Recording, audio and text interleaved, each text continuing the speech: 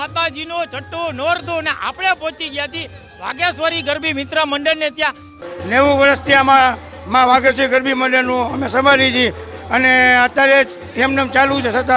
અને અત્યારે અમે સાહસિક ગરબા જેને કહેવાય દયા કલ્યાણ મોરબીના એ જ ગરબા, બાકી બધી રાસ ગરબા. અને અમે દીકરીઓને 5 થી 12 વર્ષની દીકરીઓ રાખી છીએ. 100-125 દીકરી થાય છે દર વર્ષે અને પરંપરા મુજબ હાલે છે અમારે. અને બીજું અહીંયા વિશેષ શું હોય છે તમારે? વિશેષમાં અમારે રાસ ગરબા જેને કહેવાય કે સંતોષી માની આરતી, ડૂમ રાસ, બરાબર, મહાકાળી માનો રાસ, દેશી ગરબા જેને કહેવાય પ્રાચીન ગરબા, દયા કલ્યાણના જેને કહેવાય કે સાત ગરબા. બરાબર કે અહીંયા તમારે ત્યાં પ્રાચીન ગરબા જ કે ઢોલ ને જે હોય છે એ જ રીતે પરંપરા ચાલે એ જ પરંપરા સેમ વર્ષોથી એક જ ધારી આવી આવે છે. અને 5 વર્ષથી 12 વર્ષની દીકરીઓ અમારે 80-90 દીકરીઓ દર વર્ષે થાય છે. આની વિશેષતા શું છે તમારે?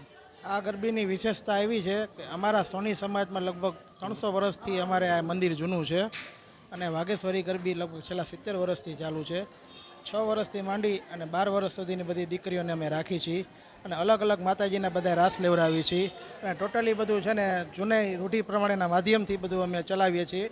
ટેપથી બહુ અમે ઓછું વગાડીએ છીએ, બહુ નથી